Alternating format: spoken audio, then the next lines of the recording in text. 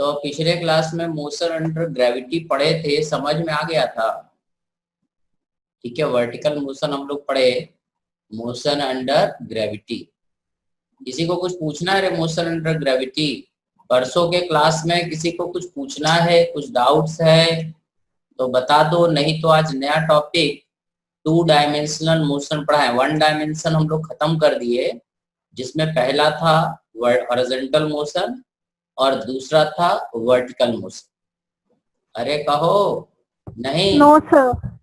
ठीक है, तो 2 डायमेंशनल मोशन स्टार्ट करते हैं। देखो, प्रोजेक्टाइल मोशन, ट्रांसलेशनल मोशन हम तुम्हें बताए थे, ठीक है, और उसमें एक रेक्टिलिनियर मोशन था और एक कर्विलिनियर मोशन था, है ना। ट्रांसलेशनल मोशन मतलब कि हर पार्टिकल, स्टार्टिंग में काइनेमेटिक्स बताए थे, है ना। तो एक तो था स्ट्रेट लाइन मोशन, जिसको हम लोग रेक्टिलिनियर मोशन बोलते हैं, और दूसरा था कर्विलिनियर मोशन। कर्विलिनियर मोशन मतलब होता है actually projectile motion. Projectile motion is an example of curvilinear motion. समझ गए? प्रोजेक्टाइल का मतलब ये होता है कि अगर हम किसी पत्थर को फेंक दें, ठीक है, समझ गए? प्रोजेक्टाइल मतलब किसी भी ऑब्जेक्ट को, अगर हम मान लो ये धरती बैठे हैं और यहाँ से बैठे बैठे एक पत्थर को ऐसे फेंक दें, तो ये पत्थर ऐसे जाता है, इधर जाके ऐसे गिर जाता है। ऐसे फेंकेंगे तो यहाँ गिरता है ना, और ऊपर फेंकेंगे तो यहाँ गिरता है। ऐसे ही मोशन होता है, ठीक है। तो और अगर सीधा फेंक दे तो ये ऊपर जाता है और वापस नीचे आ जाता है। ये मोशन, ये मोशन, ये मोशन, ये मोशन, सारे मोशन क्या है? Motion under gravity. ये वाला वर्टिकल मोशन तो हम लोग पढ़ चुके हैं, ठीक है। आज हम लोग बात करेंगे, देखो वर्टिकल मोशन भी प्रोजेक्टाइल मोशन ही होता है, ठीक है। प्रोजेक्टाइल मोशन का मतलब समझ गए क्या हुआ? कि किसी भी मोशन अंडर ग्रेविटी, तुम सीधा सीधा समझ लो कि projectile motion is motion under gravity, ठीक है। ठीक है, ग्रेविटी के अलावा और कोई फोर्स नहीं लगना चाहिए, ठीक है। जैसे अगर हम मान लो पत्थर फेंकते हैं, तो एक पत्थर को फेंकेंगे तो पत्थर क्या होगा? प्रोजेक्टाइल होगा, ठीक है। अगर हम एक पत्थर को सिर्फ फेंकते उठा के, तो पत्थर क्या रहेगा? प्रोजेक्टाइल रहेगा, ठीक है। बट एक एरोप्लेन का बात करें तो ये बताओ कि हवाई जहाज अगर उड़ रहा है तो क्या वो प्रोजेक्टाइल है या नहीं है? बोलो, अगर हवाई जहाज हवा में उड़ रहा है तो वो एक प्रोजेक्टाइल है या नहीं है? बोलो। सर सर है। अच्छा, हवाई जहाज एक प्रोजेक्टाइल है, मतलब जैसे पत्थर फेंकते वैसे ही हवाई जहाज को फेंकते का? नहीं सर। सर नहीं, तो वैसे ही होता है। हाँ, सर हवाई जहाज ऊपर भी जा रहा है और आगे भी जा रहा है, पत्थर ऊपर जाके नीचे आ जाता है। और आगे नहीं जाता है? सर अगर परपेंडिकुलर फेंको तो कैसे जाएगा? परपेंडिकुलर फेंका तो आगे नहीं जाएगा। हवाई जहाज को भी सीधा ऊपर उड़ाया तो ऊपर जाएगा, नीचे आ जाएगा, आगे नहीं जाएगा। सर लेकिन वो हाइट भी गेन कर रहा है और आगे लेंथ भी गेन कर रहा है, इसलिए 2D मोशन उसमें। देखो, प्रोजेक्टाइल का मतलब सिर्फ 2 डायमेंशनल मोशन नहीं होता है। अभी हमने तुमको बोला प्रोजेक्टाइल मतलब ये मोशन भी प्रोजेक्टाइल है, ये भी प्रोजेक्टाइल और ये भी प्रोजेक्टाइल, ठीक है। प्रोजेक्टाइल मतलब होता है मोशन अंडर ग्रेविटी, ठीक है। वो स्ट्रेट लाइन मोशन भी हो सकता है, वो 2 डायमेंशनल मोशन भी हो सकता है। समझ गए? ठीक है, स्ट्रेट लाइन मोशन या, है ना, आगे जाने से प्रोजेक्टाइल हो गया, ऐसा नहीं हुआ। हवाई जहाज का मोशन इज नॉट प्रोजेक्टाइल, ठीक है। समझ गया? Rocket is not a projectile. अब हवा में चिड़िया उड़ रहा है तो चिड़िया भी तो आगे जा रही है, तो it is not a projectile. Projectile में क्या होता है? प्रोजेक्टाइल में सिर्फ और सिर्फ धरती का फोर्स लगना चाहिए, ठीक है। अब उसके अंदर अपना कोई टेक्निक नहीं होना चाहिए कि वो फोर्स लगा। जैसे हवाई जहाज, तो हवाई जहाज एक प्रोजेक्टाइल नहीं हो सकता, क्योंकि हवाई जहाज के अंदर इंजन लगा होता है और इंजन जो है चलाता है हवाई जहाज को। समझ में आ? जबकि पत्थर के अंदर कोई इंजन नहीं होता, ठीक है। तो हवाई जहाज प्रोजेक्टाइल नहीं है, हवा में उड़ता हुआ चिड़िया प्रोजेक्टाइल नहीं है, रॉकेट प्रोजेक्टाइल नहीं है। समझ में आ? बट अगर पत्थर फेंक दें तो इट इज अ प्रोजेक्टाइल, क्योंकि पत्थर के अंदर अपना कोई मैकेनिज्म नहीं होता है। समझ में आया प्रोजेक्टाइल का मतलब? आउटवर्ड फोर्स लग रहा है उस पे। हाँ, बाहर से आउटवर्ड फोर्स और ग्रेविटेशनल फोर्स लगना चाहिए। समझ में आया? ठीक है। सो एक पत्थर को फेंकते हैं तो प्रोजेक्टाइल मोशन होता है, बट हवाई जहाज प्रोजेक्टाइल मोशन नहीं है, क्योंकि हवाई जहाज बिना इंजन के नहीं उड़ेगा। ठीक है, रॉकेट, जब तक रॉकेट में फ्यूल जल रहा तब तक वो प्रोजेक्टाइल नहीं है। समझ में आया? रॉकेट का motion is not a projectile. ठीक है, चिड़िया जैसे हवा में उड़ रही तो it is not a projectile. तुमने कागज का हवाई जहाज बना के उड़ाया तो it is also not a projectile. समझ में? जब भी मैकेनिज्म कुछ कर दिए, ठीक है, जिससे वो डायरेक्शन, जैसे पत्थर को फेंकते तो जैसा मोशन होता है, क्या कागज का हवाई जहाज को फेंकेंगे तो ऐसा ही मोशन होगा कि अलग मोशन होगा? अलग होगा ना। हाँ सर। ठीक है, तो वो भी एक प्रोजेक्टाइल नहीं है। समझ में आया? तो हम लोग इसमें बात करेंगे पार्टिकल का मोशन अंडर ग्रेविटी। ठीक है, पार्टिकल का मोशन। ठीक है, पार्टिकल मतलब जिसके पास अपना कोई इंजन ना हो, कोई पंख ना हो, कोई और तरीका ना हो फोर्स लगाने का, तो इस तरह का मोशन को हम लोग यहाँ पे पढ़ेंगे। ठीक है, तो सबसे पहला प्रोजेक्टाइल।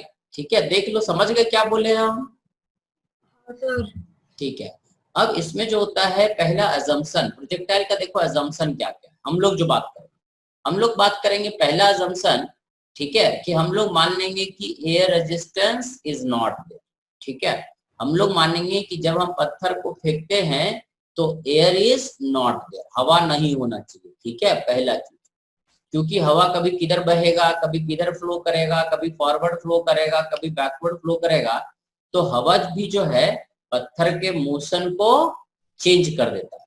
तो हम लोग जो प्रोजेक्टाइल पढ़ेंगे उसका कुछ अजम्पशन है। ठीक है, पहला मतलब ये चीज गलत मान के पढ़ेंगे, एयर रेजिस्टेंस को 0 मान लेंगे। समझ में आया कि हवा जो है धरती पे नहीं है और हवा कोई फोर्स नहीं लगा रहा। समझ में आया क्या? ठीक है, प्रोजेक्टाइल मोशन मतलब हम लोग बात करेंगे कि एयर कोई फोर्स नहीं लगाएगा, पहला कंडीशन। दूसरा, तुम्हें पता होगा कि धरती जो है एक्चुअली फ्लैट नहीं है। धरती कैसा है रे? गोल। ठीक है, लेकिन हम लोग जो है धरती को कैसा मानेंगे? फ्लैट। समझ में आया? ठीक है, हम लोग जो प्रोजेक्टाइल पढ़ेंगे उसमें धरती को, ठीक है, ग्राउंड को फ्लैट सरफेस मानेंगे। समझ में आया? ठीक है, कर्व सरफेस नहीं मानेंगे, बट हमें पता है कि धरती का सरफेस जो है एक्चुअली 100% फ्लैट नहीं है, बट हम लोग मान के चलेंगे कि इट इज फ्लैट। ठीक है, ये दूसरा अजम्पशन। तीसरा अजम्पशन ये होता है कि जैसे जैसे पार्टिकल धरती से ऊपर जाता है इसका जी का मान एक्चुअली बदलता है। ये जो जी होता है ना, जो पिछले क्लास में पढ़े, जी इज इक्वल टू 9.8 या 10, वो कांस्टेंट रहता है। वो कांस्टेंट रहता है अर्थ के सरफेस के बहुत नजदीक। अगर हम धरती से बहुत दूर चले जाएंगे तो वो कम हो जाता है। ठीक है, अब जैसे जी का वैल्यू इंडिया में अलग है, पाकिस्तान में अलग है, चीन में अलग है, पोल पे अलग है, आइसलैंड में अलग है। समझ गए? जी का वैल्यू अलग अलग जगहों पे अलग अलग होता है। हम लोग मान लेते हैं कांस्टेंट, हमारे कांस्टेंट मानने से वो कांस्टेंट हो जाता है, ऐसा नहीं है। ठीक है, जी का वैल्यू एक्चुअली वेरिएबल होता है, जो आगे हम लोग 7वें चैप्टर में पढ़े, जिसमें ग्रेविटेशन पढ़ना आपने। समझ में आया? Okay sir. फिजिक्स का जो 7वां चैप्टर है वो ग्रेविटेशन है। उस चैप्टर में हम लोग पढ़ेंगे, ठीक है, कि जी का वैल्यू कैसे वेरी करता है। ठीक है, फिलहाल हम लोग मान के चल रहे हैं कि जी का वैल्यू क्या रहेगा? कांस्टेंट। ठीक है, तो ये 3 अजम्पशन हुआ। ठीक है, इसको मान करके हम लोग प्रोजेक्टाइल पढ़ेंगे। Air resistance is neglected, earth का surface is assumed to be flat, and g का वैल्यू इज कांस्टेंट। समझ में आया? कांस्टेंट।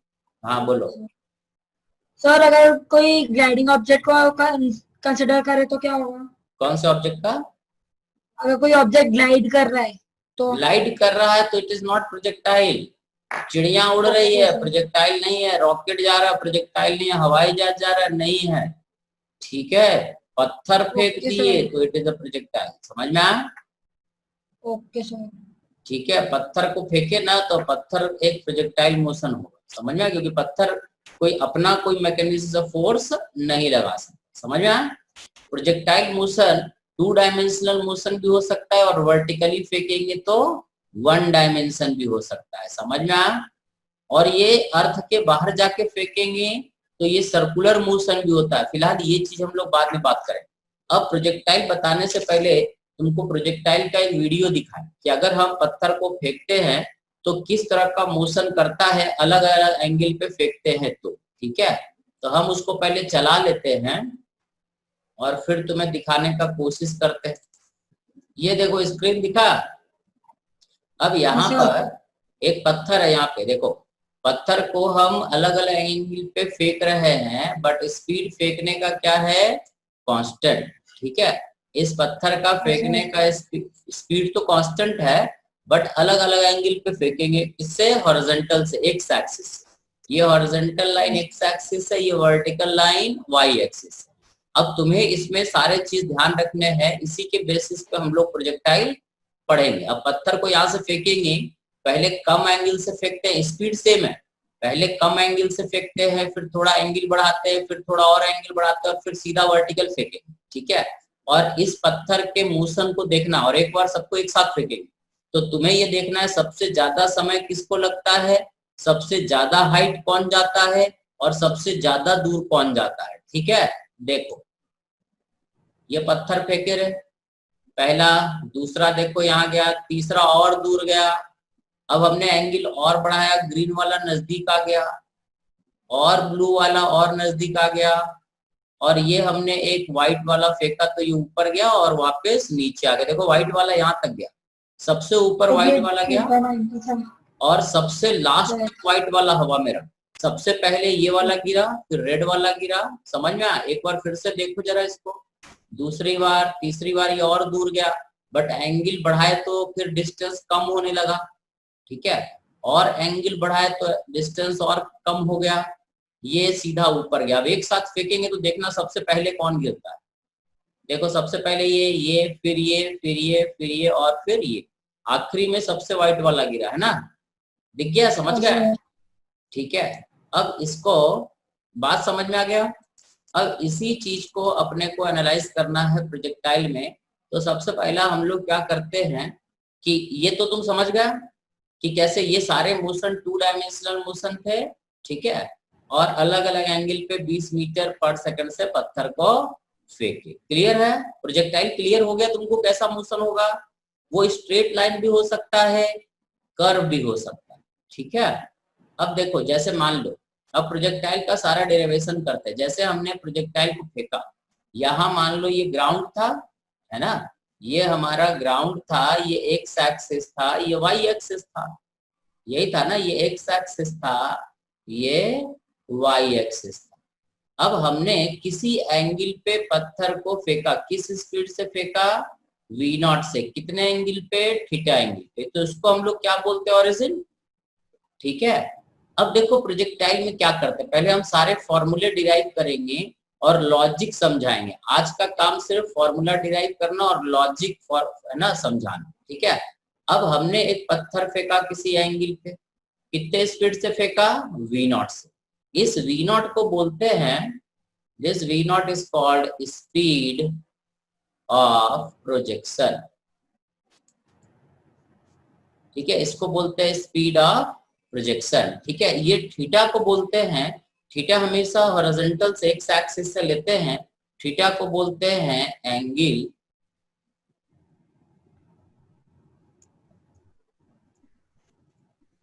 Angle of projection. ठीक है, और O को बोलते हैं, this O is called point of projection, है ना। नॉर्मली पॉइंट ऑफ प्रोजेक्शन को हम लोग क्या मान लेते हैं? ओरिजिन। समझ गए? पॉइंट ऑफ प्रोजेक्शन को हम लोग हमेशा क्या मान लेंगे? ओरिजिन। क्लियर है? ठीक है, अब इसके बाद कहानी यहां से चालू होता है। ठीक है, अब देखो जब पत्थर को ऐसे फेंके, कितने एंगल पे फेंके? थीटा एंगल पे, है ना। तो थीटा एंगल पे जब पत्थर को फेंके तो इस पार्ट, है ना, पत्थर का स्पीड हमारा कितना है? v0। समझ गए? और इस पत्थर का एक स्पीड हॉरिजॉन्टल होगा और एक स्पीड वर्टिकल होगा। जैसे हमने पत्थर को u से फेंका, v0 से फेंका, v0 मतलब हो गया स्पीड ऑफ प्रोजेक्शन। तो ये एंगल पे फेंके थे हॉरिजॉन्टल से, तो इसको हम लोग बोलेंगे ux, और इसको क्या बोलेंगे? uy। ठीक है, एक कंपोनेंट हमारा होगा यूएक्स और दूसरा कंपोनेंट हमारा होगा यूवाई। हमारा पत्थर ऐसे जा रहा था, समझ में आ? U x is the speed along x axis, ठीक है। p इज इक्वल टू 0 पे पत्थर को जहां से फेंका गया वो ओरिजिन, जो नहीं समझ में आएगा बोल दियो रे, ठीक है। पत्थर को हमने यहां से फेंका, ठीक है, और ये जो पत्थर है, समझ गया, अलोंग एक्स एक्सिस इसका स्पीड क्या रहेगा, ux, और ux हमारा क्या हो जाएगा, ux is v not cos theta. समझ में आ? v नॉट क्या है, स्पीड ऑफ प्रोजेक्शन। कई बार हम लोग इसको u से भी लिख देते, समझ में आ? और uy क्या हो जाएगा, स्पीड अलोंग y एक्सिस। तो ये क्या हो जाएगा, v नॉट साइन थीटा। ये देखो समझ में आया?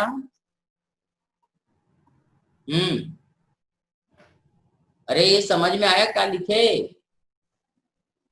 सर। देखो रे, समझ में आया सभी को? Yes sir. ठीक है, वेरी गुड। अब ये हमारा हॉरिजॉन्टल एक्स एक्सिस और वाई एक्सिस। देखो जब हम लोग पहला क्लास में मोशन अंडर ग्रेविटी में सिर्फ हॉरिजॉन्टल बात किए थे, फिर पिछले क्लास में वर्टिकल मोशन का बात किए थे, आज हम लोग हॉरिजॉन्टल और वर्टिकल दोनों एक साथ बात। अब जी किधर लगेगा, जी का डायरेक्शन हमेशा नीचे की तरफ ही होता है, वर्टिकली डाउनवर्ड, है ना। तो एक्सेलरेशन अलोंग एक्स एक्सिस क्या होगा, 0। हॉरिजॉन्टल डायरेक्शन में एक्सेलरेशन क्या होगा, 0, और वर्टिकल डायरेक्शन में एक्सेलरेशन क्या होगा, -g। ये चार चीज, ठीक है। देखो पार्टिकल के ऊपर तो सिर्फ धरती खींच रहा है ना इसको नीचे, हॉरिजॉन्टल तो कोई चला नहीं रहा। हॉरिजॉन्टल एक्सेलरेशन क्या है, 0, और वर्टिकल एक्सेलरेशन क्या है, -g। -g क्यों, क्योंकि ये डाउनवर्ड लग रहा है। समझ में आया? तो ये चार चीज तुमको समझना, ये चीज और ये चीज। इसके बाद कहानी बड़ा आसान है, देखो क्लियर हुआ ये? सर ax इक्वल्स टू 0 समझ दो एक और बार। देखो इस पार्टिकल पे धरती किधर फोर्स लगा रहा है, नीचे। धरती तो इधर ही खींच रहा है ना।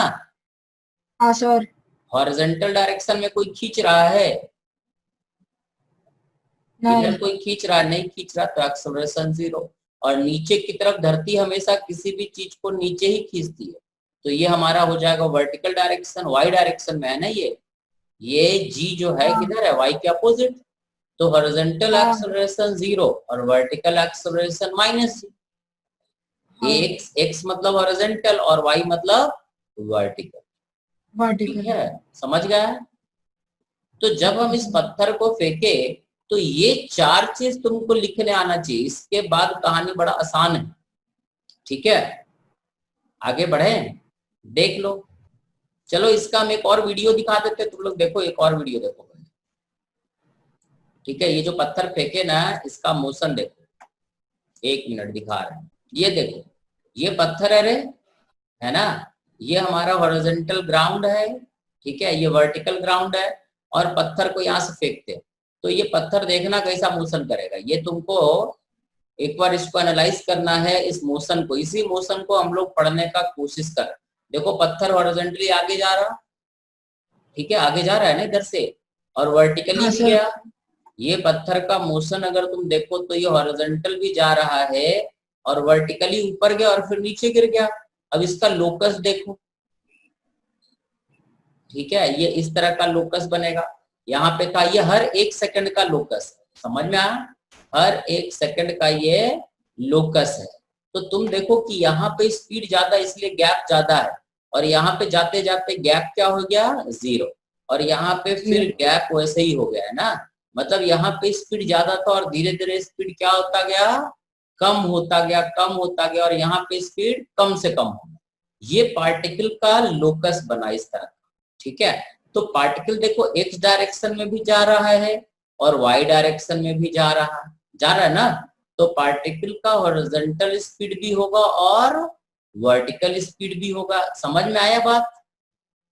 नहीं? हाँ सर। इस पार्टिकल का अगर तुम देखो तो ये हॉरिजॉन्टली भी जा रहा है ना इधर, और वर्टिकली भी जा रहा, ठीक है, ui से भी जा रहा है और ux से भी जा रहा है। हमने फेंका ऐसे था, ये हॉरिजॉन्टल भी जा रहा है और वर्टिकल ऊपर भी जा रहा है, इसी चीज को हम लोग बात कर, ठीक है, समझ में। और हॉरिजॉन्टल जाके कहीं यहाँ गिरा, जब तक गिरता नहीं है तब तक का बात कर रहे हैं, समझ में आ गया क्या? इसी मोशन को एनालाइज कर रहे हैं, ठीक है, समझ गए? अब देखो, हाँ सर। ये जो हमारा मोशन था इसी चीज को हम यहाँ पे समझा रहे हैं। एक हॉरिजॉन्टल कंपोनेंट है हमारा ux और ये हमारा हो गया ux और ये हमारा हो गया uy। तो ux हॉरिजॉन्टल स्पीड होगा v naught cos theta. v not मतलब जिस स्पीड से हम इसको फेंके हैं, फेंकते। सही, जिस भी स्पीड से फेंकेंगे वो हमारा कहलाएगा v नॉट, ठीक है, और ये एंगल थीटा, समझ गया?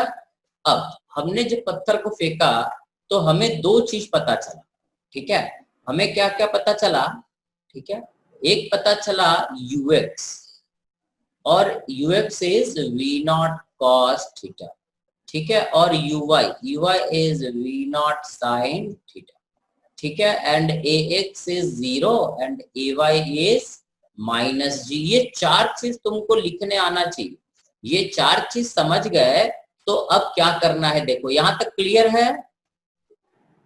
अब हमने पढ़ा था कि इफ एक्सेलरेशन इज कांस्टेंट, ठीक है, अगर एक्सेलरेशन कांस्टेंट है तो पहला equation v is equal to u plus at होता है, दूसरा इक्वेशन होता है, ठीक है, s is equal to ut plus half at square, ऐसा कुछ पढ़े थे, ये पढ़े थे ना दो इक्वेशन?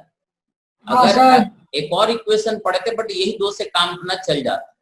अब देखो कि अगर ये क्लियर है, इसमें देखो, है ना, इसमें अब तुम देखोगे तो ax जो है, ax 0 है, ये 0 कांस्टेंट है कि वेरिएबल है? ये 0 जो है ये कांस्टेंट है या बदल रहा है? कांस्टेंट है, ठीक है।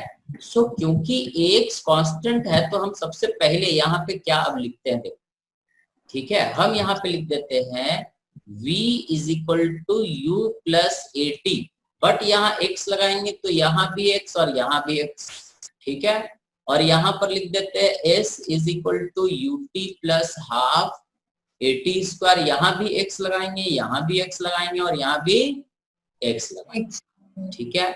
vx मतलब velocity along x axis is equal to ux, ux कितना है? v नॉट cos थीटा, यहाँ रख v naught cos theta, v naught cos theta, और ax क्या है? 0 जाएगा 0, तो vx is equal to v cos theta, ठीक है, और यहाँ पर sx is displacement along x axis, ux मतलब v naught cos theta into t, ठीक है, और ax तो 0 है, ये वाला टर्म तो 0 हो जाएगा। सो x कोऑर्डिनेट हो जाएगा किसी टाइम t पे। तो इसका मतलब ये हुआ कि ये जो फिगर है इसमें अगर हम देखें तो किसी टाइम t पे इस पार्टिकल का जो हॉरिजॉन्टल वेलोसिटी होगा vx, ठीक है, और इसका जो ये हॉरिजॉन्टल डिस्टेंस होगा ये वाला, ये कहलाएगा x, ठीक है। किसी इंस्टेंट पे इसका हॉरिजॉन्टल स्पीड है vx और ये हॉरिजॉन्टल डिस्टेंस है x, समझ में आया क्या भाई? किसी इंस्टेंट पे मान लो पार्टिकल यहाँ पे है तो इधर जा रहा होगा ना vx से, और ये दूरी हमारा क्या कहलाएगा? ये दूरी कहलाएगा x। अलग अलग समय पे x का वैल्यू क्या होता जा रहा है? बढ़ता जा रहा है, टाइम बढ़ेगा तो x बढ़ेगा, समझ में आया? सो vx क्या है? Velocity along x axis at any time t। तो तुम देखोगे कि vx जो है एक्चुअली हर समय क्या रहा? कांस्टेंट। तो ये vx जितना यहाँ पे था उतना ही यहाँ पे रहा, उतना ही यहाँ पे रहा, उतना ही यहाँ पे रहा, उतना ही यहाँ पे रहा, उतना ही यहाँ पे रहा, vx हर जगह क्या रहा? सेम, वो बदला नहीं, ठीक है, ठीक है। और vx हमारा कितना रहा? v नॉट cos थीटा, क्योंकि v नॉट भी कांस्टेंट है और थीटा भी कांस्टेंट है, समझ गए? समझ गए? हाँ सर। vx भी कांस्टेंट है और थीटा भी थीटा भी कांस्टेंट है, समझ गया। तो इसका मतलब कि Vx जो हो गया, Vx is ux plus ax into t and Sx is equal to ux into t plus 1/2 ax into t. ठीक है, सही है। हाँ सर। अब इसी तरह से देखो रे, सभी को y क्लियर के है। लिए ये तो हो गया Vx। इसी तरह से अब हम क्या लिख रहे हैं अब? हाँ y, वेरी गुड। अब हम लिखेंगे y, तो हम लिख देते हैं Vy is equal to uy plus ay into t, और यहाँ लिख देंगे y, तो ये हो जाएगा x इज इक्वल, सॉरी यहाँ पे y हो जाएगा, है ना, ये हो जाएगा y is equal to uy into t plus 1/2 ay into t square. जब यहाँ y लगाएंगे तो यहाँ भी y, यहाँ भी y, जब यहाँ y लगाएंगे तो यहाँ भी y और यहाँ भी y। ठीक है, तो ये हमारा पहला और ये दूसरा इक्वेशन था। अब तीसरे पे आते हैं। Vy नहीं पता है, is uy, what is uy? uy कितना था? v नॉट साइन थीटा, यहाँ लिख देते हैं v नॉट साइन थीटा, और ay क्या है? माइनस जी, तो ये हो जाएगा माइनस जी इंटू टी। ये हमारा हो गया vertical velocity at any time t. इसी तरह से ये आ जाएगा y is v naught sine theta into t minus half, a y क्या है रे? माइनस जी, तो माइनस जी रख देते हैं, माइनस जी इंटू टी स्क्वायर। ये हमारा हो गया y coordinate eight any time t। ये हो गया तीसरा और ये हो गया चौथा। सही है, पहला, दूसरा, तीसरा एंड चौथा, 4 इक्वेशन बने। मतलब ये हुआ कि इस पार्टिकल का, अब समझ गए हो, इस पार्टिकल का अब हम इनिशियल वेलोसिटी। हाँ, वर्टिकल वेलोसिटी क्या हो रहा है कि वर्टिकल वेलोसिटी पहले ज्यादा था, फिर थोड़ा और कम हुआ, ठीक है, थोड़ा और कम हुआ, थोड़ा और कम हुआ, थोड़ा और कम हुआ, और यहाँ पे क्या हो गया? Vy 0, और फिर Vy क्या हो गया? नीचे आने लगा, है ना, और यहाँ पे और नीचे, और यहाँ पे टकरा गया। ये होगा, समझ में आया? मतलब हॉरिजॉन्टल वेलोसिटी तो सेम रहा, बट वर्टिकल वेलोसिटी देखो, वर्टिकल वेलोसिटी जो Vy है, ये Vy क्या होता जाएगा? ठीक है, Vy जैसे जैसे टाइम बढ़ेगा ये वर्टिकल वेलोसिटी कम होता चला जाएगा, क्योंकि जीटी का मान बड़ा होता जाएगा। ये जो जीटी है, समझ में आ रहा बात? ये जो जीटी है ये समय के हिसाब से क्या होगा? बढ़ता रहेगा ना, बढ़ता रहेगा। तो एक बार बढ़ते बढ़ते t बराबर 0 पे तो ये पॉजिटिव था, बट एक समय 0 होगा और फिर निगेटिव हो जाएगा, मतलब उल्टा गिरने लगेगा। तो पत्थर क्या होता है, y डायरेक्शन में अगर देखें तो y डायरेक्शन में ये ऊपर जाता है, ऊपर जाता है, ऊपर जाता है, और फिर नीचे आने लगता है। देखो यहाँ पे y बढ़ा, ये y बढ़ा, और बढ़ा, और बढ़ा हुआ y, यहाँ पे y क्या हो गया? मैक्सिमम।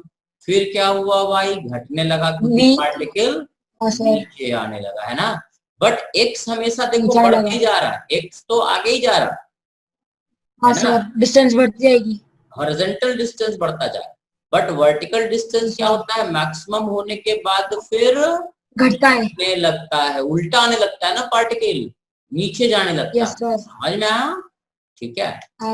अब ये हमारा 4 इक्वेशन हमने यहाँ पे लिख दिया। एक देखो, ये 4 चीज पता था हमें, सिर्फ ये 4 चीज पता था, ये तुम्हें खुद से लिखना पड़ेगा, ये चीज तुम्हें अपने आप लिखना होगा। अगर ये चीज तुम अपने आप लिख पाते हो तब तो तुम सॉल्व कर पाओगे, अदरवाइज नहीं सोच पाओगे। ठीक है, ux क्या है, uy क्या है, ax क्या है, ay क्या है, बाकी कहानी फिर तुमको खुद से, बड़ा इजी है।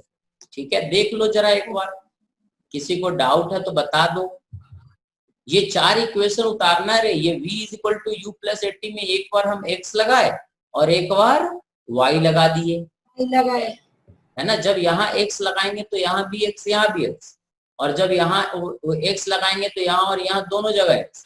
जब y लगाएंगे तो दोनों जगह y, जब यहाँ पे y लगाएंगे ना इसमें तो दोनों जगह y रहेगा। यहाँ y लगाएंगे, जैसे मान लो हमने यहाँ पे y अगर लगाया तो ये भी y और ये भी y रहे। डिस्प्लेसमेंट अलोंग y एक्सिस, ये डिस्प्लेसमेंट अलोंग x एक्सिस को x बोलते हैं और डिस्प्लेसमेंट अलोंग y एक्सिस को y बोलते हैं। ये डिस्प्लेसमेंट हो जाएगा y, समझ में है ना। वर्टिकल डिस्प्लेसमेंट को y बोलते हैं और हॉरिजॉन्टल डिस्प्लेसमेंट को x बोलते हैं। ठीक है, देख लो, किसी स्टेप में डाउट हो तो बता दो। क्लियर है? हाँ सर। आगे बढ़े, देख लो रे, किसी को डाउट है तो बता दो। ये जो पार्टिकल हमने चार चीज लिखा Vx, Vy, x and y, इस चीज को अब हम फिर से एक बार देखते हैं। ठीक है, समझ गए? ये पार्टिकल को हमने यहां से फेंका था। ठीक है, यहां से फेंका था ओरिजिन से। ये हमारा क्या था? X axis. ये हमारा क्या था? वाई एक्सिस था ना। ये पार्टिकल का यूएक्स था और ये पार्टिकल का यूवाई था।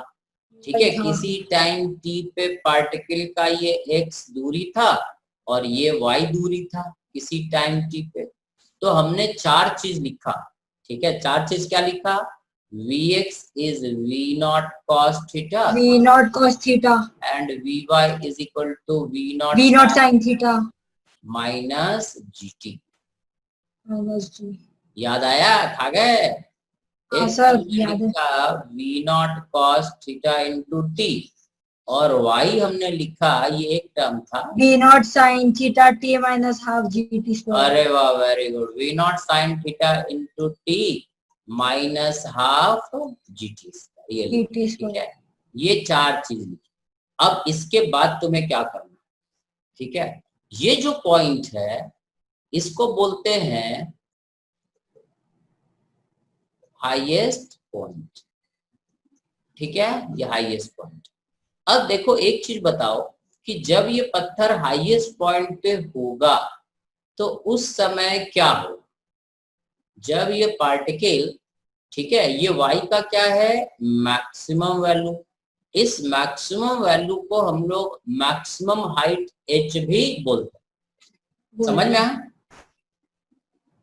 अमन है रे कि भाग्य रे? No sir. नो सर नहीं है। नो। ठीक है, ये बताओ कि ये मैक्सिमम हाइट का मतलब समझ में आया? हाँ सर। सर इनिशियल वेलोसिटी खत्म हो जाती है यहाँ पर। नहीं नहीं नहीं नहीं, सुनो। ठीक है, y का सर वहाँ पे uy खत्म हो जाता है, ux बस बचता है। हाँ, अब देखो जब पार्टिकल मैक्सिमम हाइट पे होगा, अब यहाँ से लॉजिक स्टार्ट होता है। देखो मैथमेटिक्स तो इतना तक था। ठीक है, इतना मैथमेटिक्स था। अब हम क्या करेंगे? एट, अब देखो यहाँ से लॉजिक लगा रहे, तुमको ये क्वेश्चन में लगाना होगा, फॉर्मूला नहीं लगता। एट हाईएस्ट पॉइंट, क्या हाईएस्ट पॉइंट पे पार्टिकल रुक गया या चलता रहा? सर चलता रहेगा। चलता रहेगा, हॉरिजॉन्टल चलेगा। Vx तो कभी जीरो नहीं होता, but at highest point Vy is uy zero. Vy zero. ठीक है, सर uy।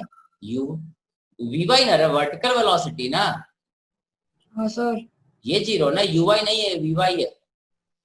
हाँ सर। ठीक है, हाईएस्ट पॉइंट पे Vy जीरो होगा, ऊपर जाने का वेलोसिटी जीरो होगा, क्योंकि Vy क्या होता जा रहा है? कम होता जा रहा है, कम होता जा रहा है। और एक समय क्या होगा? Vy जीरो हो जाए, जीरो। ठीक है, Vy जीरो अगर पुट करे तो हमारे पास आता है V0 sin थीटा minus GT is equal to zero और T is equal to V0 sin theta by G। ठीक है, इस टाइम को हम लोग बोलते हैं, समझ में आया? ये टाइम को T1 बोल दो और इसको हम लोग बोलते हैं time taken to reach the maximum. मतलब इस पत्थर को यहां से चल के यहां तक जाने में जो टाइम लगा वो टाइम है T1।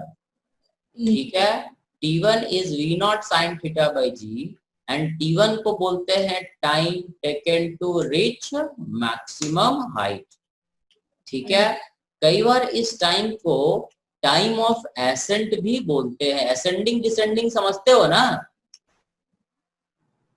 हाँ सर। है ना। हाँ सर। इस टाइम को टाइम ऑफ एसेंड भी बोलते हैं। कितने देर तक पार्टिकल का हाइट बढ़ता रहा, देखो अभी हाइट बढ़ रहा है, इसके बाद क्या होगा, हाइट कम होने लगेगा, घटने लगा ना हाइट, देखो वाई कम हो गया, ठीक है। सो इस टाइम को बोलते हैं time taken by the particle to reach the maximum height, और कई बार इसको टाइम ऑफ एसेंड भी बोलते हैं, ऊपर जाने का टाइम। समझ में आया, ठीक है।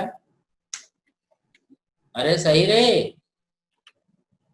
सर हाँ सर। अब अगर ये टाइम हमें पता है तो हम लिख सकते हैं, हमारे पास ये एक्सप्रेशन देखो, हमें पता है y जो होता है v0 sin theta into t minus half GT square, ऐसा होता है। अगर हम इस t का वैल्यू यहाँ रख दे तो हमें क्या मिल जाएगा, y का मैक्सिमम वैल्यू। तो हम लिख लेते हैं y का मैक्सिमम वैल्यू निकालने के लिए v0 sin थीटा और टाइम का वैल्यू रखना होगा t1, क्योंकि हमें पता है t1 टाइम में पार्टिकल मैक्सिमम हाइट पे रहता है। सो ये हमारा y मैक्सिमम आ जाएगा इज v। अब देखो रे टाइम खत्म हो रहा है, जरा लॉग इन कर लेना अगर बंद हो जाए तो, v0 sin theta into t1, t1 is v0 sin theta by g minus 1/2g t1 square, मतलब v0 square sine square theta by g square. अब क्या होता है कि ये जो टाइम आया इसको हम फिर से एक बार देखते हैं, इसको लिखते हैं एक बार फिर से। तो ये जो y हमारा बना, ये बन गया y मैक्सिमम इज रीअरेंज करेंगे हो जाएगा v0 square theta by g minus 1/2, ये g और g कट जाएगा, v0 square sine square theta by 2g। ये सॉल्व करके कितना आ जाएगा, v0 square sine square theta by 2g, है ना। यहाँ 2 है और यहाँ 1 है, तो 1 माइनस 1/2 कितना हो जाएगा, 1/2, ठीक है। और इसी को हम लोग बोलते हैं maximum height from the horizontal ground. ये एक नया फॉर्मूला बन गया, v0 square sine square theta by 2g, ठीक है। मतलब ये जो पार्टिकल कितना ऊपर गया जमीन से y, तो ये जो हाइट आया, ये y मैक्स जो आएगा ग्राउंड से लेके यहाँ तक का हाईएस्ट पॉइंट का हाइट, ये वाला हाइट, ये h होगा, और ये h निकलेगा v0 square sine square theta by 2g। देखो तो सही है, हाँ सर। कि दिक्कत है, सही समझ में। हाँ सर आ गया। क्लियर है, अच्छा ठीक है। अब देखो जब ये पत्थर गिरा, पहला तो ये हो गया हाईएस्ट पॉइंट, ठीक है, ये टाइम ऑफ एसेंट हो गया, मैक्सिमम हाइट हो गया फ्रॉम द ग्राउंड, ठीक है। अब देखो जब ये पत्थर ऐसे जाकर के जमीन पे गिरा, तो जिस समय जमीन पे गिरा उस समय क्या हुआ, गिरने से जस्ट पहले क्या हुआ, बोलो। ये पत्थर जब जमीन पे गिरा तो क्या हुआ, ये पत्थर जब जमीन पे गिरा तो क्या हुआ, देखो क्या हुआ। जब ये पत्थर जमीन पे गिरा, ठीक है, तो क्या हुआ, हाईएस्ट पॉइंट पे क्या हुआ, समझ में आया ना तुमको। अब हम बताते हैं कि जमीन पे गिरेगा तब क्या हुआ। ये हमारा एक्स एक्सिस, ये वाई एक्स। देखो जमीन पे गिरा तो वाई बढ़ा और बढ़ा और बढ़ा, मैक्सिमम हो गया, है ना, और फिर कम होने लगा, कम होने लगा, कम होने लगा, और जैसे गिरा वाई क्या हो गया, 0। अबे हाँ ना, जब जमीन हाँ सर। तो वाई कोऑर्डिनेट क्या हो जाएगा, 0, ठीक है। तो कहानी ये बनता है, सेकंड कहानी, व्हेन इट स्ट्राइक ग्राउंड, ठीक है, y बिकम्स 0। समझ में, y कोऑर्डिनेट 0 हो जाए। तो हमें पता है y जो होता है हमने लिखा था v naught sine theta into t minus half g t square, यही लिखा था रे। कौन माइनस हमारा रे? ठीक है रे, ये हो गया y is equal to v naught sine theta into t minus half g t square. अब जब जमीन पे गिरा तो y क्या हो गया, मान लेते कितने देर में गिरा, t टाइम में। मान लेते हैं यहाँ से चल के यहाँ तक आने में जो टाइम लगा वो टाइम क्या, कैपिटल T। तो y को 0 रख देते हैं, ये हो जाएगा v naught sine theta into t minus half g t square. ठीक है, एक t कट जाएगा, हमारे पास बचेगा v naught sine theta is half g T. So t क्या हो जाएगा, 2v nought sine theta by. इस टाइम को बोलते हैं टाइम ऑफ फ्लाइट। समझ में आया? गिरने से पहले तक तो ये हवा में था ना, t इज इक्वल टू 0 पे फेंके थे और ये इतने देर में जमीन पे गिरा, ये y करीब करीब क्या हो गया यहाँ पे 0। तो y 0 कर देंगे तो हमें क्या मिल जाएगा, टाइम ऑफ फ्लाइट। ठीक है, सही। और टाइम ऑफ फ्लाइट हमारा क्या हो जाएगा, 2v nought sine theta by g. ठीक है, v नॉट का मतलब स्पीड ऑफ प्रोजेक्शन होता है और थीटा का मतलब एंगल ऑफ प्रोजेक्शन होता है। सही, यस सर। ठीक है। अब देखो हमें ये पता है कि इसका x कोऑर्डिनेट, अगर हम इसका x कोऑर्डिनेट देखें तो x कोऑर्डिनेट क्या है, v not cos theta into T, है ना। हम इस फॉर्मूले में देखें इसका x कोऑर्डिनेट, तो हमें पता है कि इसका जो x कोऑर्डिनेट यहाँ से यहाँ तक होगा, ये x का मैक्सिमम वैल्यू होगा। देखो x बढ़ा और बढ़ा और बढ़ा और बढ़ा और बढ़ा, यही हुआ ना। और जब गिरा तो x क्या हो गया, मैक्सिमम। और x के मैक्सिमम वैल्यू को क्या बोलते हैं, रेंज। समझ में आ, रेंज। ठीक है, तो रेंज क्या, रेंज हो जाएगा कैपिटल R से रिप्रेजेंट करते हैं और ये हो जाएगा x का मैक्सिमम वैल्यू और ये होता है v not cos theta into T, क्योंकि हमें पता है x है v not cos theta into, और अगर हमें पता है कितने देर तक हवा में रहा तो इस t को कैपिटल T पुट कर देंगे। समझ में आ, हाँ सर। तो हमारा रेंज जो आ जाएगा वो लिख लेते हैं, range R is equal to v not cos theta और टाइम ऑफ फ्लाइट कितना है, 2v nought sine theta by g. ठीक है, तो रेंज हमारा आ जाएगा 2v nought square sine theta cos theta by g. और ठीक है, तुम्हें शायद बताए थे 2 sine theta cos theta is sine 2 theta, याद आया, 2 साइन 2 थीटा। हाँ सर। तो range is equal to v nought square sine 2 theta by, this is called range. समझ में आ, R is called range. Range का मतलब हुआ कितना दूर जाके गिरा, मैक्सिमम हॉरिजॉन्टल ये डिस्प्लेसमेंट, जब पार्टिकल जिस लेवल से फेंका गया था और उसी लेवल पे आया तो वो कितना दूरी पे है, दैट इज कॉल्ड रेंज। ठीक है, और इस केस में रेंज का एक्सप्रेशन होता है v nought square sine 2 theta by g. समझ में आ, इसको बोलते हैं range of projectile, range of projectile. समझ गए रे?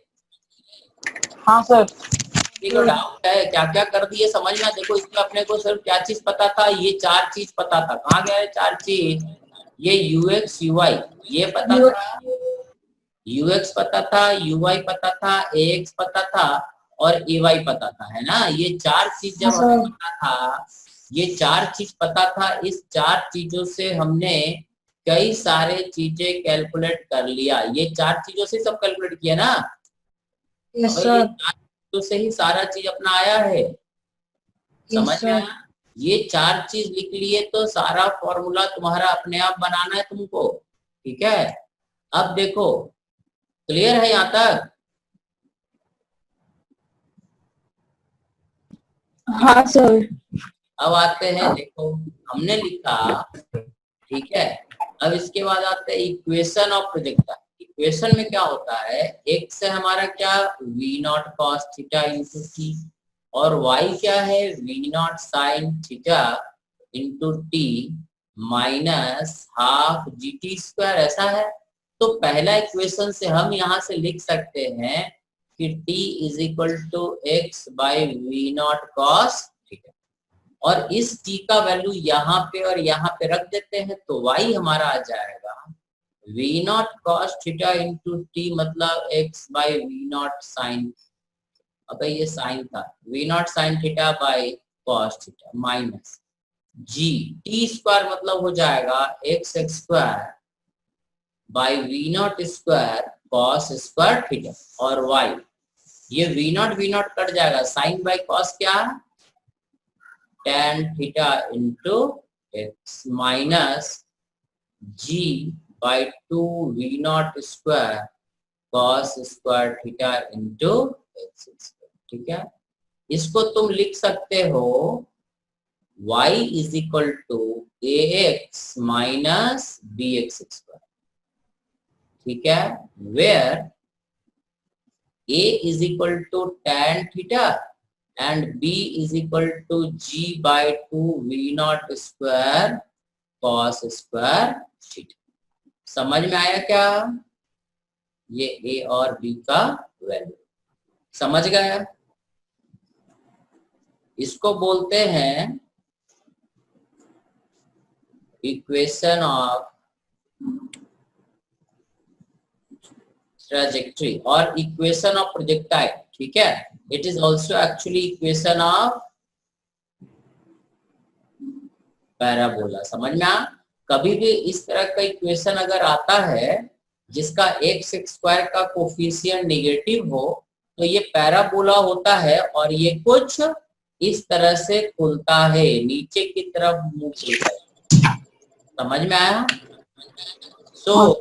अगर हम पत्थर को किसी एंगल पे फेंकते हैं तो वो एक पैराबोलिक पाथ पे जाता है, और उस पाथ का मैथमेटिकल इक्वेशन होता है, ठीक है, y is equal to tan theta into x minus g by 2 v naught square cos square theta into x square, ठीक।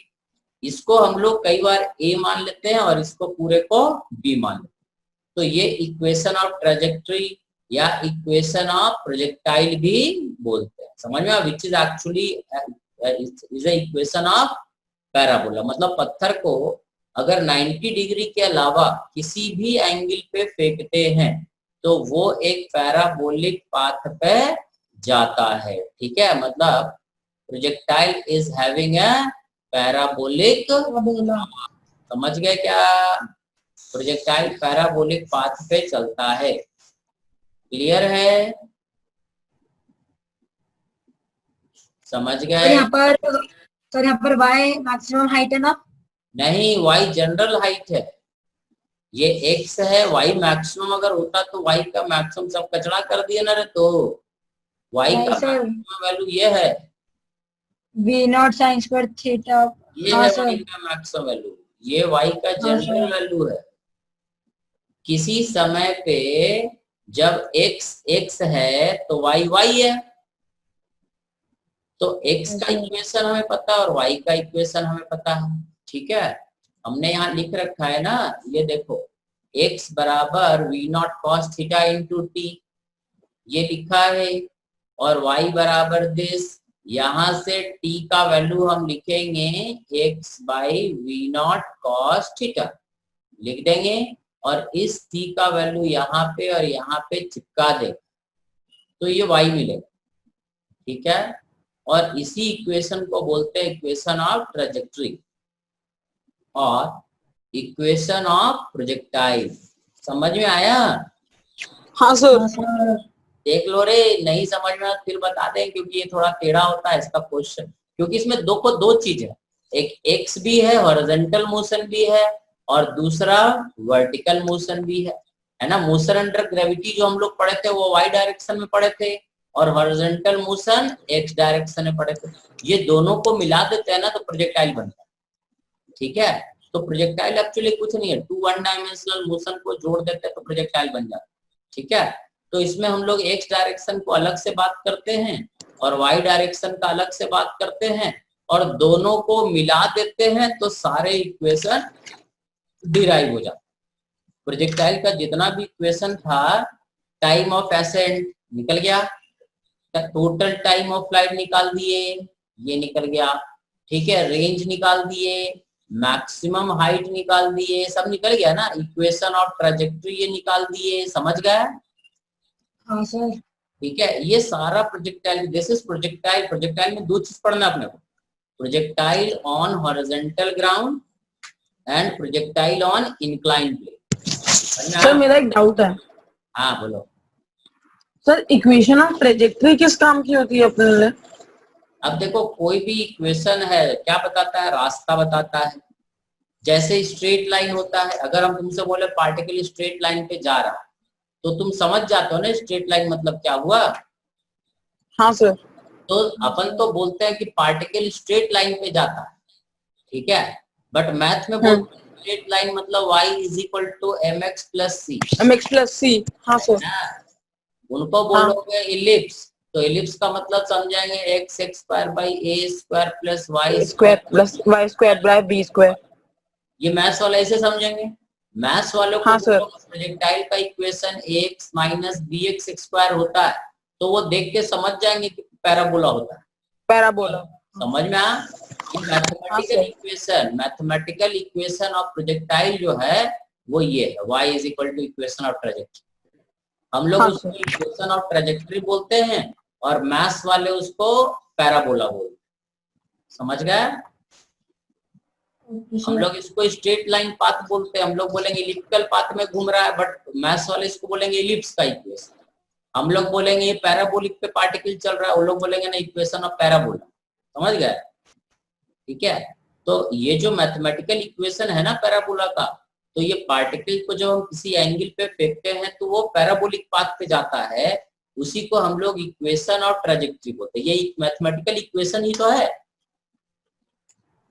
ठीक है, समझ में आया? बट इसको मैथमेटिकल इक्वेशन ना हम लोग बोल के इक्वेशन ऑफ ट्रेजेक्टरी बोलते हैं, ठीक है। और ये आगे काम आएगा, जब आएगा तब बताएंगे कैसे काम आता है। अभी तो फिलहाल समझ लो, ये 5-6 चीज तुमको बताए, किसी स्टेप में डाउट है, बट ये जो भी फॉर्मूला हमने डिराइव किया, ठीक है, ये फॉर्मूला किसी काम का नहीं है। क्वेश्चन में तुमको लॉजिक लगाना पड़ेगा, सिर्फ ये फॉर्मूले से काम नहीं चलेगा। समझ गए? ये तो हमने तुम्हें एक तरीका बताया किस तरह से सोचना है। बोलो तो हम फिर से बता दें। किसी को ऐसा हो धरती पे जिसको समझ में नहीं आया है, बोल दे। सभी लोग समझ गए हो? आ गया सर। क्लियर है? हाँ सर। या हाँ सर। आ गया, सभी को आ गया। चलो आगे बढ़े। अब आगे बढ़े तो पहले हाँ। प्रोजेक्टाइल का क्वेश्चन करना पड़ेगा, ठीक है। हाँ सर। मैंने तुम्हें बताया कि प्रोजेक्टाइल के क्वेश्चन में ये जो फॉर्मूला है किसी काम का नहीं है, तुम्हें अपने हिसाब से फॉर्मूला बनाना पड़ता है, ठीक है। ये फॉर्मूला बहुत कम काम आता है कि सब कुछ अगर मैच करेगा तब जाके, अब जैसे बोले तुमको रेंज है ना, या बोले टाइम ऑफ फ्लाइट। अब तुमने क्या करा, ठीक है, हम एक एग्जाम्पल दे रहे, पढ़ाएंगे तो कल, बट एग्जाम्पल दे रहे कहाँ फेल हो जाएगा, ये सारे फॉर्मूले कैसे। अब मान लो ये दीवार है रेस है ना, तूने पत्थर फेंका इस तरह V0 से कितना एंगल पर, थीटा एंगल पे, ये पत्थर गया गया गया टकरा गया। अब बोले कि what is time of flight, तो time of flight 2V0 sin theta by g। सही है या गलत है? सर गलत होगा। गलत हो गया ना, क्योंकि ये तो और देर हवा में रहता ना, यहीं पे टकरा गया, तो इसका टाइम ऑफ फ्लाइट जो होगा ये लेस देन t हो जाएगा, कम देर तक हवा में रहा। दूसरा चीज देख समझ में आना, तो ये फॉर्मूला गलत हो गया। दूसरा चीज कि मान लो तुमने पत्थर फेंका और ये गड्ढा, पत्थर तुमने यहाँ से ऐसे फेंका, ये पत्थर गया गया गया ऐसे गड्ढे में गिरा। अब बताओ टाइम ऑफ फ्लाइट यही रहेगा कि इससे ज्यादा हो जाएगा? बढ़ जाएगा। बढ़ जाएगा। बढ़ जाएगा। तो फिर ये फॉर्मूला गलत, समझ गया? तो ये फॉर्मूला ज्यादातर गलत होगा। देखो इसका रेंज, इसका हॉरिजॉन्टल डिस्प्लेसमेंट, ये एक्स जो है ये रेंज से ज्यादा होगा। ये रेंज तो ये वाला था हम लोग पढ़े थे, बट ये हॉरिजॉन्टली ज्यादा दूर गया तो x is more than R. ठीक है, इसमें जो हॉरिजॉन्टल डिस्प्लेसमेंट एक्स है, रेंज तो हमने यहाँ तक का पढ़ा था ना, ये रेंज बोलते हैं ना, बट इसमें जब टकराया तो यहीं पे टकरा गया तो ये जमीन पे गिरा ही नहीं, मतलब रेंज का फॉर्मूला भी गलत हो गया। बात समझ में आया क्या? हाँ सर। तो फॉर्मूला हम लोग पढ़े हैं, ये एक आइडिया है कि तुमको सोचना कैसे, बट हर क्वेश्चन में तुमको अपना बुद्धि लगाना पड़ेगा। ठीक है, तो ये तो हो गया बेसिक थ्योरी कि प्रोजेक्टाइल का किस तरह से थ्योरी बनता है। अब हमको एक क्लास में ग्राफ बताना है। ठीक है, थोड़ा ग्राफ का तुम लोग को बेसिक आइडिया दे देना तो थोड़ा सा क्लियर रहेगा। ऐसे हम प्रोजेक्टाइल का क्वेश्चन लेने से पहले थोड़ा सा ग्राफ पढ़ा देंगे। ठीक है, कि किस तरह से इसका ग्राफ कैसे बनता है, इसका ग्राफ कैसे बनता है, ये ग्राफ कैसे बनता है, तो तुम लोगों के लिए काम थोड़ा आसान हो जाए।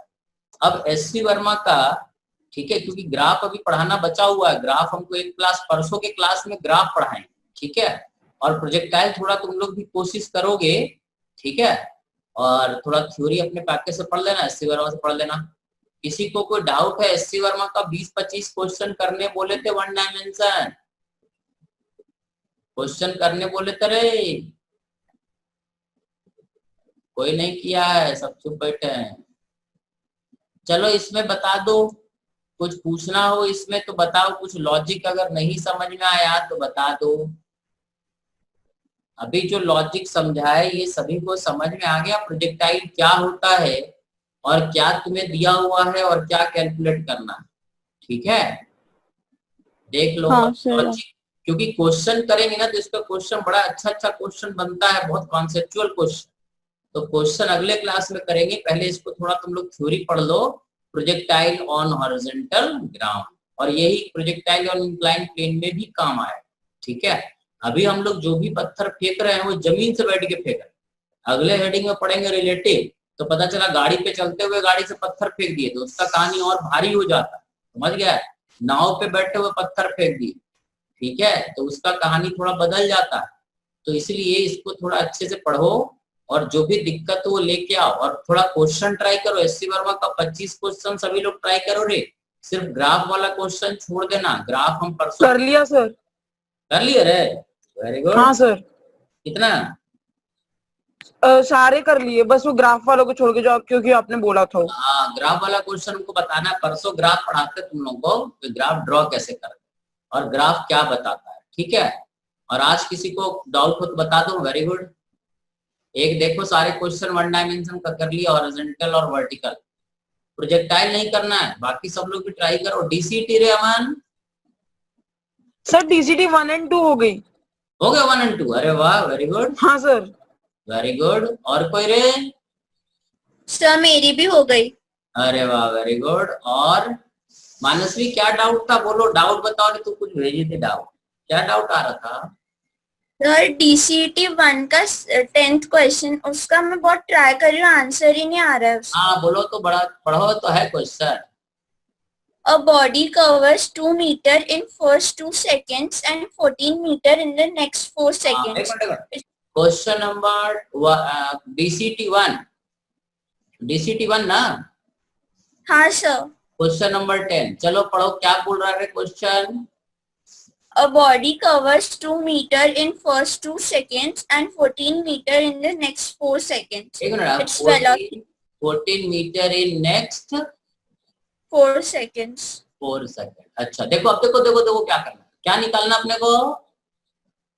हमको निकाल its velocity in meter per second after 7 second from start will be. बस देखो, 2 मीटर चलता है एक पार्टिकल। अब देखो कितना आसान क्वेश्चन है। ठीक है, सॉल्यूशन देखो, ए से चला, मान लेते हैं इनिशियल वेलोसिटी क्या? u, एक्सेलरेशन क्या? a, पहले 2 सेकंड में a से कहाँ गया b, ये डिस्टेंस कितना है? 2 मीटर, और टाइम कितना? 2 सेकेंड, है ना। तो पहला हम लिखेंगे s is equal to ut plus half at square. s कितना है 2 इज इक्वल टू u नहीं पता, टाइम कितना 2 प्लस 1/2 a कितना है रे नहीं पता a, और टाइम कितना है 2 स्क्वायर। इसको काट देते हैं तो हमारे पास आ जाएगा 2 is equal to u plus 2a। ये भी कट जाएगा, ये 2 2 2 कट जाएगा, हमारे पास आ जाएगा u plus a is equal to 1। This is first equation a से b तक के लिए, है ना, पहला a से b तक। अब बोलता है अगले 2 सेकंड, अगले 4 सेकंड में ये t2 4 सेकंड ये वाला हुआ, यहाँ से लेके यहाँ तक कितना डिस्टेंस चला 14 मीटर। ठीक है, तो हम क्या करते हैं यहाँ से लेके यहाँ तक का बात कर लेते हैं। यहाँ से यहाँ तक का बात करेंगे तो टोटल डिस्टेंस कितना हो जाएगा 16 मीटर हो जाएगा ना,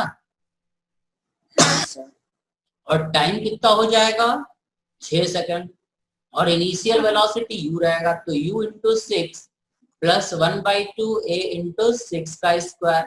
ये काट देते हैं 3। ठीक है, अब कटेगा ये 2 से 3, ये हो गया 3 और ये हो गया 8। 8 is equal to 3u plus 9a, ये हमारा हो गया दूसरा इक्वेशन। ठीक है, हमें निकालना है वेलोसिटी एट 7 सेकेंड, तो v is equal to u plus 7a, हमें यही निकालना है, u प्लस 7a निकालना है।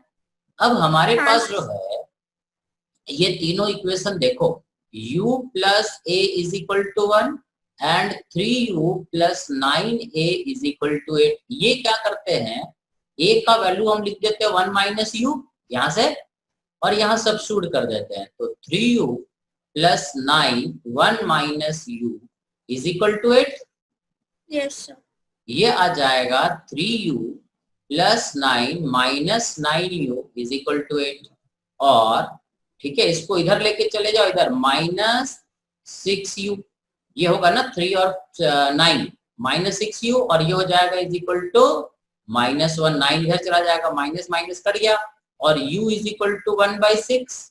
ठीक है, ठीक है, u अगर 1/6 है तो a कितना आ जाएगा, a is equal to 1 minus 1/6 is equal to 5/6, यहाँ रख देते हैं।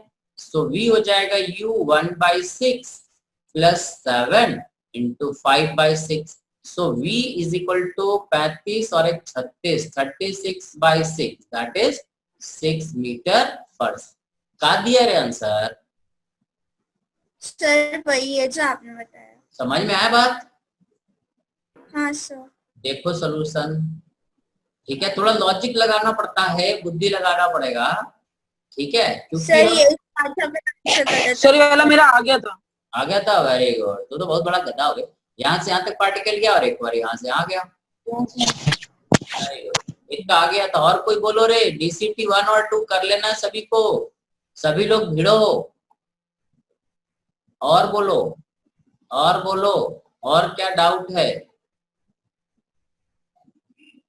चलो तब अगले दिन पढ़ते हैं, परसों थोड़ा DCT और SC वर्मा करके आओ 25-30 क्वेश्चन, और प्रोजेक्टाइल में जो नहीं समझ में आया वो आइडेंटिफाई करके आओ। परसों हम लोग प्रोजेक्टाइल का क्वेश्चन करेंगे और आधा घंटा ग्राफ पढ़ेंगे। ठीक है, सही? किसी को कुछ पूछना है तो बता दे, और नहीं तो भाग ले। परसों मिलते हैं।